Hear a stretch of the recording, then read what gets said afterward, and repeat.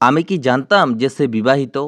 আমি কি জানতাম যে সম্পর্কটা এত তাড়াতাড়ি শেষ হয়ে যাবে? আমি কি জানতাম যে তুমি মানা করে দেবে? এই ধরনের সেন্টেন্সগুলো ইংরেজিতে করতে গেলে কঠিন বলে মনে হলেও এটা কিন্তু খুবই সহজ। এই ধরনের সেন্টেন্সগুলো ইংরেজিতে করতে গেলে একটা ফ্রেজ ব্যবহৃত হয়।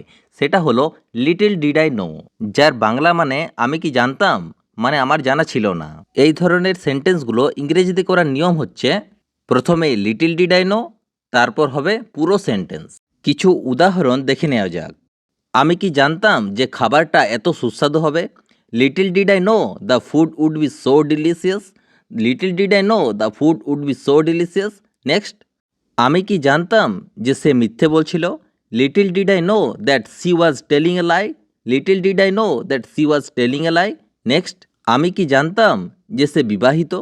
Little did I know that she was married. Little did I know that she was married. Next হচ্ছে, আমি কি জানতাম যে সে বাজারে যাচ্ছে? Little did I know that she was going to the market. Little did I know that she was going to the market. আমি কি জানতাম যে সম্পর্কটা এত তাড়াতাড়ি শেষ হয়ে যাবে? Little did I know the relationship would end so soon.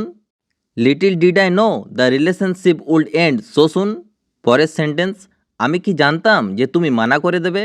Little did I know that you will deny. Little did I know that you will deny. আমি কি জানতাম যে তুমি খাচ্ছিলে? Little did I know that you were eating. Little did I know that you were eating. আমি কি জানতাম যে সে একটা নির্বোধ? Little did I know that he was a stupid person.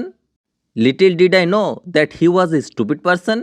এতক্ষণ আমরা আলোচনা করলাম যে আমি কি জানতাম এটা বা আমি কি জানতাম ওইটা, বাট এবার শিখব আমরা কি জানতাম বা ও কি জানতো এই ধরনের সেন্টেন্সগুলো কিভাবে করতে হয়। তো এই ধরনের বাক্যগুলো ইংরেজিতে রূপান্তরিত করার নিয়ম হলো লিটল ডিড আই নো, এই আয়ের পরিবর্তে এখানে সাবজেক্ট হিসেবে হি বা সি অথবা উই এভাবে চেঞ্জ হয়ে যাবে। একটা উদাহরণ দেখে নেওয়া যাক। আমরা কি জানতাম যে সে বিবাহিত? Little did we know that she was married. সে কি জানতো তুমি মানা করে দেবে? Little did he know that you will deny. Little did he know that you will deny. আশা করছি জিনিসটা ক্লিয়ার হয়েছে। ভিডিওটা ভালো লাগলে লাইক কমেন্ট করবেন আর চ্যানেলটিকে অবশ্যই সাবস্ক্রাইব করবেন।